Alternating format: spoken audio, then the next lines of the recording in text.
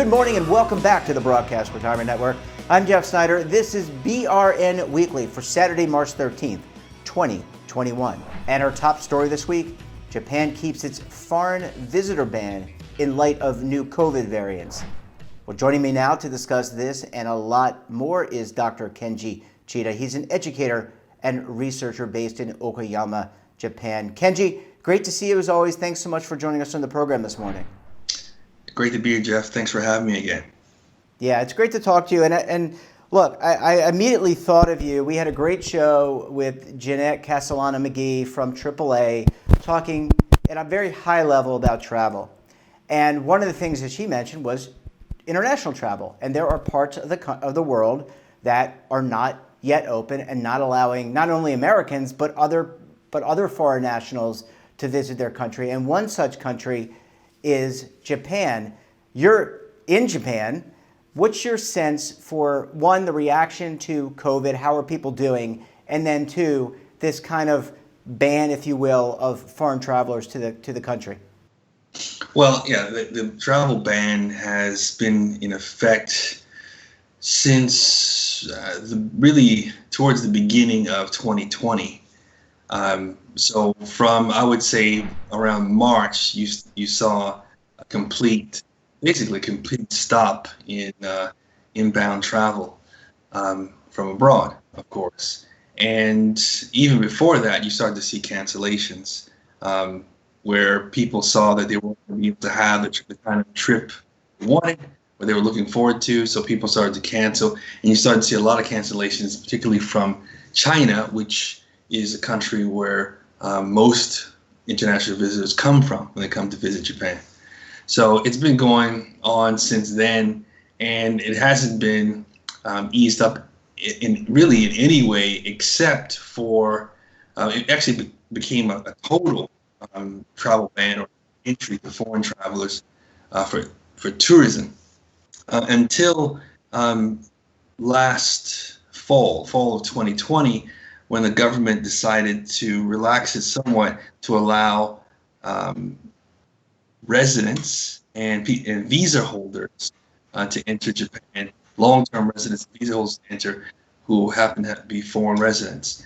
So that eased it somewhat, but that was also very slow and very limited. And then toward the end of the year, they allowed business trips, business travelers from abroad, particularly from China and Korea and to some extent Vietnam, to enter Japan for business reasons. So that happened. And then when the variants of COVID started to occur, they actually halted that. And as of now, again, all travel, international travel, has been suspended.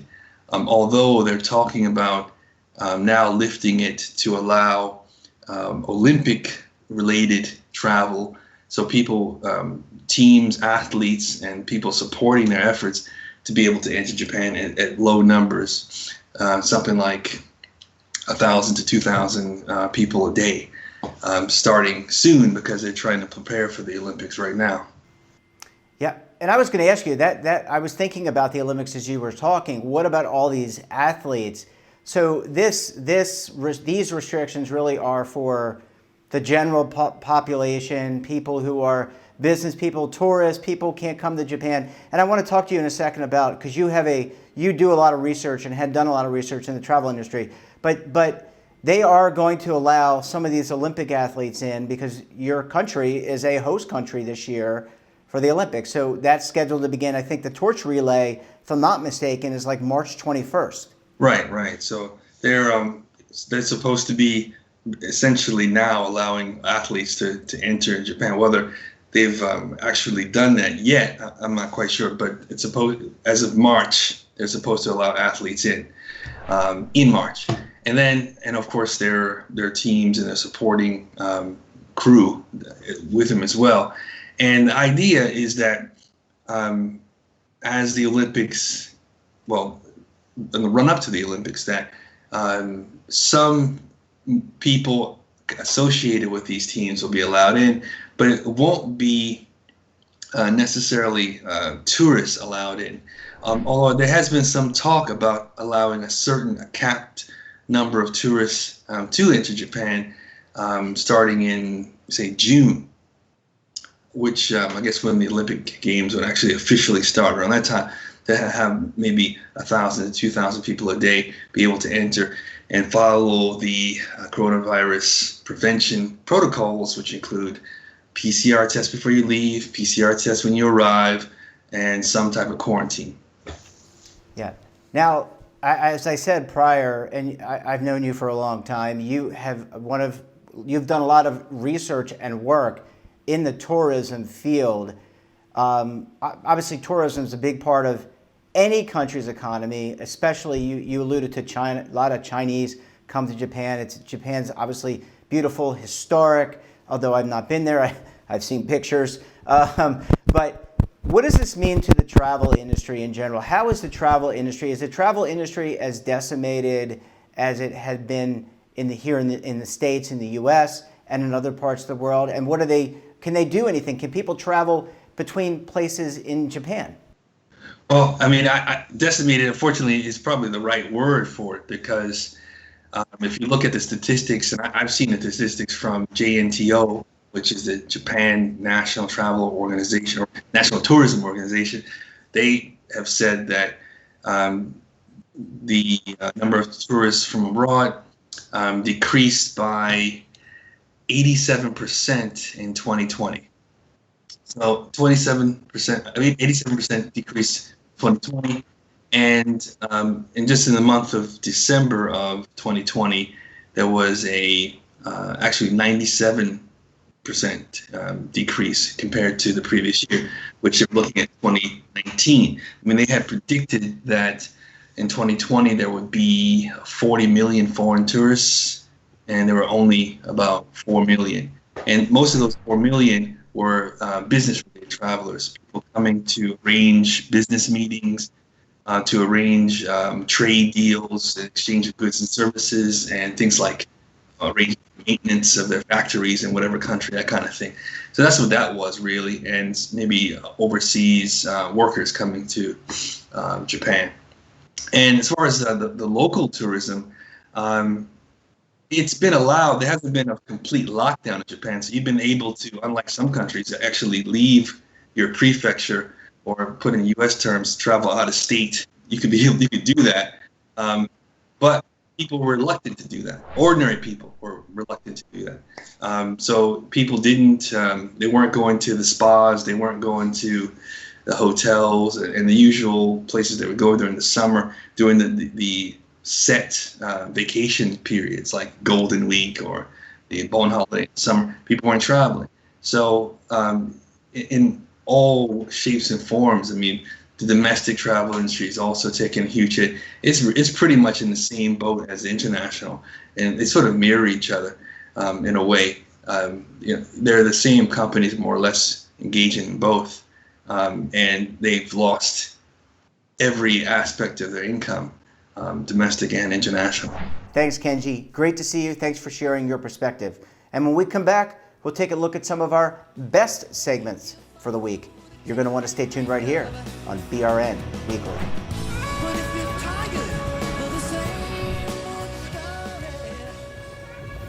Imagine a new television network that will make you richer, healthier, and in control of your financial future.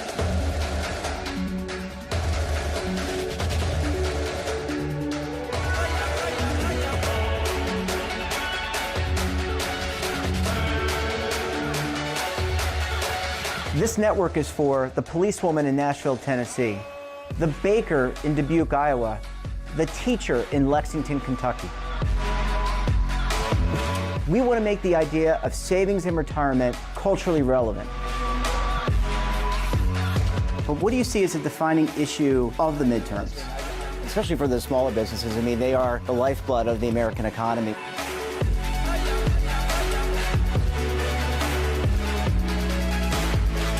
Featuring exclusive interviews, current affairs, and docuseries. 33 years old, you retired early. The philosophy is money only matters if it helps you live a life that you love. But you got to start thinking about retirement as soon as you get in. The Broadcast Retirement Network will drive very high engagement with premium partnerships. So this isn't retirement and savings for your parents or grandparents. This is for all Americans. And we're going to change the way you think about money.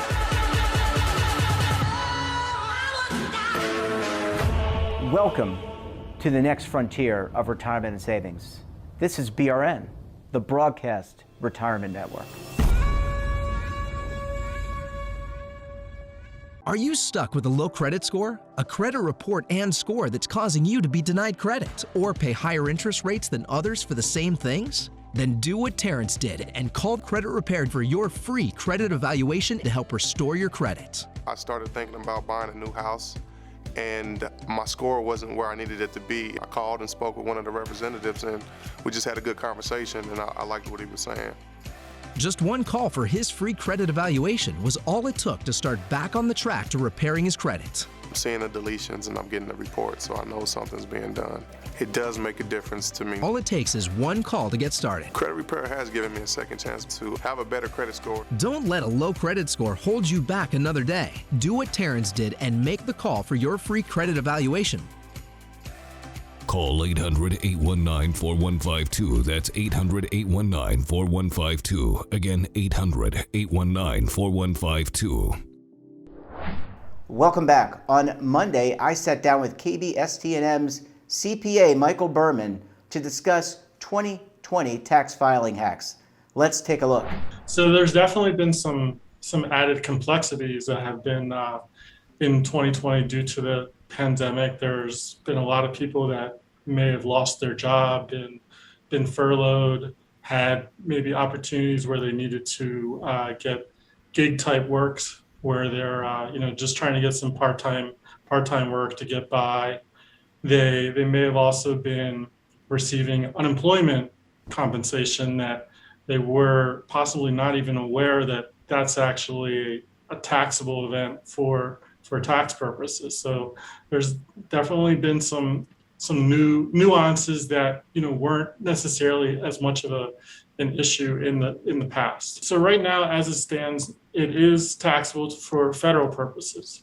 There are some states on the books that already excluded that from income, and a couple states have come up with a waiver just for 2020 where that income will be excluded. One other issue that people are running into with the unemployment is when they went to initially file for their unemployment, they probably had an option during the interview process or online where they could choose to say, hey, I want to have taxes withheld on my federal and state. And they may have just bypassed it, not understanding that that was applicable for income tax purposes. So that's also like one issue that people are running into, that they were unsure about it, didn't fill in any withholdings, and now they're going to be in a situation where they very possibly could owe taxes for maybe the first time in their lifetime that normally they're getting refunds because they were normally having taxes withheld from their wages. One other thing is a lot of the states, just from a paperless standpoint, you're not actually getting something in the mail. So you may not be expecting this, but if you go onto your unemployment website, you probably will be able to retrieve the 1099-G from that website. You also probably got an email stating that there was a 1099-G that was being sent to you electronically. Now, from the sense of how do you find out from each state, there are websites that keep track of all the different states from an unemployment standpoint. Also, with the tax software that is currently available, everything is fluid right now. So state laws are changing even as we speak, but they are going to be updated with the most up-to-date information that is out there. If for some reason that you've already filed your return and you find out that the state has changed their law, you would then have to, unfortunately, you would have to file an amended return to be able to get that income tax back that you may have paid in or plan to pay in. The buzz around the I guess the CPA world is that there probably will be a postponement due to the fact that it's very difficult for the IRS to handle stimulus checks as well as processing returns. I am aware that Congress has been inquiring the IRS about a postponement. At the moment, the IRS is kind of like really saying, no, we're not, we can handle it. We're looking to, keep everything as is. But my gut instinct is that once the stimulus package is signed by the president and the IRS has to start processing, there will be probably a postponement. Not sure, if it's going to go as far as July 15th or somewhere's a little bit closer, maybe May or June, but it's probably heading in that direction. I just wanted to kind of throw out one caveat that is possibly out there for certain individuals where the stimulus checks round one and round two were based off of the 2018 or 2019 return, depending on what was filed at that time. So it's very possible you may have individuals that were in a situation where they were not going to receive the actual stimulus checks because of the income that they had in those past years, but they did have a significant drop in 2020. And when they go to file their 2020 return, they are able to reconcile the stimulus and receive a credit for any stimulus that they were entitled to during the 2020 tax return. So there may be somewhat of a saving grace in that situation for some people, but I do agree with you that depending on the levels of unemployment income that they had without tax, withheld from it, they may be in a situation. And we do expect that the IRS is going to kind of be a little bit more lenient from the interest and penalties that may accrue for not paying everything, at the actual deadline, wherever it be 4/15 or if it gets postponed. So we do sense that Congress is going to initiate something like some leniency in the penalties as well for 2020. And on Friday, I sat down with Groom Law Group's David Levine to learn more about the new COVID relief bill, its retirement changes, and keeping it simple for investment and retirement committees. Let's take a look. You're absolutely right. I think as you look at this, the complexities of running a plan, I always like to say this, like whether I'm talking to a plan sponsor, a plan participant, which is rare because usually I'm dealing with the sponsor side or the plan fiduciary, or a service provider. Everybody, I think, needs to recognize, and I think this gets lost in our industry sometimes, retirement plans are living, breathing things. And they are complex and messy. They are, to use the phrase I like to say, high breakage, low margin in some cases. Everybody says all the money's being made. I'm sorry, I respectfully disagree with my plaintiffs bar colleagues out there, because it takes a lot to run a plan well. It really does. Between all the notice requirements, like the automatic enrollment, the default investment, the electronic delivery, the claims procedures, SPDs, I can go on and on and on, to the fact that you need to give people distribution packages. How do you process things? How do you transmit data? To use the Hillary Clinton line, it takes a village. It really does to have a retirement plan. And yes, and I know you've interviewed folks at startups, at established record keepers, and other service providers. The very simple answer is there's no one right answer, but it takes a lot to get there. So my entire theme, which is why I said keep it simple, is there's enough to do. You don't need to add more burden on yourself out of the box. And as a participant, paper just doesn't automatically appear in your mailbox, or you don't get that email automatically. There's a lot of thought that's put into this, and you really need to think about it. Well, you're absolutely right. You went to the 90s, so I'll go back to the 80s. I'm older than you are, I think. Nobody puts baby in a corner. Nobody should put the committee in the corner. If we're going to start going with old movie references like Dirty Dancing, the reason I say that is that is absolutely 100% right. There's just so many pieces here, and what it takes to tie it together. And to me, when you really take all of this together, when you have the committee, I'm all in favor of digging in, and I have some great committees who really dig in, and I'm not trying to say don't do that. But I think the key is do what you think is important and don't just create things for the sake of having it. Like, for instance, I'm going to use a great example. Lifetime income is a good example that comes to mind for me right now. There are different schools of thought. There are, I'll call it the investment house side of the world, and you're seeing this blend with blender products, as I love to call them, between investments and annuities right now. But you have some products that say, and solutions that say, we help you plan for decumulation by just managing you on a glide path to get you through there. We have others that say, we're going to provide you a lifetime guaranteed income stream because we're going to annuitize. Both sides can claim about the strengths and weaknesses about both. I'm not going to get in the middle of that fight.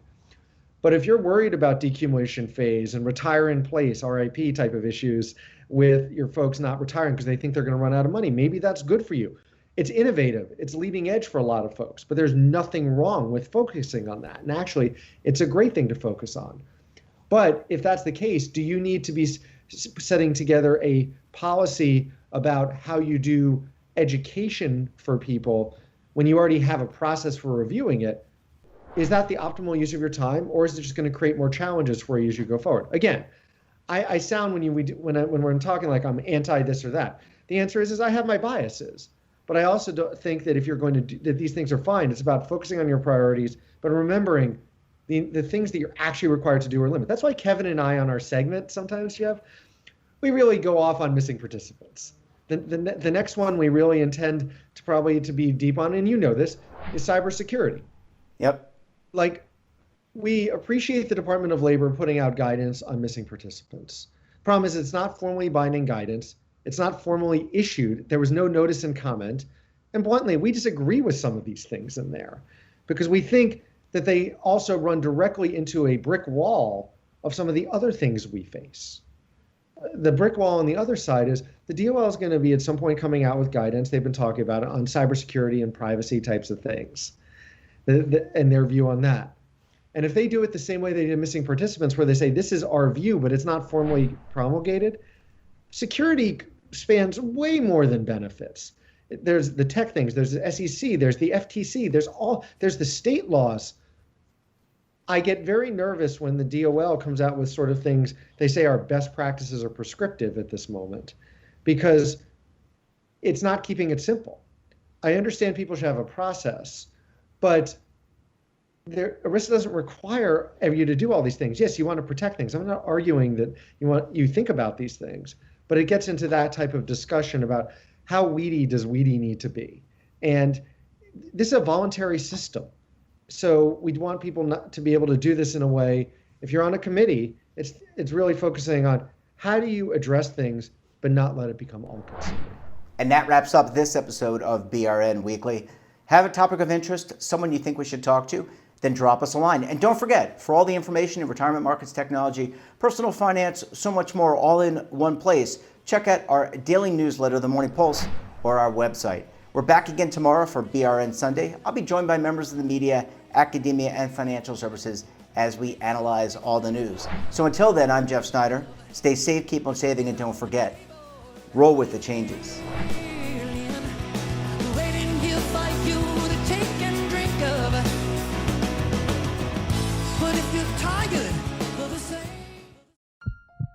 Are you being audited and do you owe the IRS $10,000 or more in back taxes? Is the IRS threatening to take more of your money? Don't fight the IRS alone. The Tax Doctor is here to help you negotiate your tax bill and reduce your stress. The IRS can freeze your assets and seize your bank accounts, but you can stop these IRS actions. The Tax Doctor will work with you using our years of experience to represent your case to help you get the best resolution under the IRS guidelines. Help is here to deal with the IRS to reduce your stress. We've handled thousands of cases, so we know what we're doing. If you owe $10,000 or more in back taxes, do not call the IRS alone. Call a Tax Doctor now for a tax emergency analysis. Call 800-224-6439.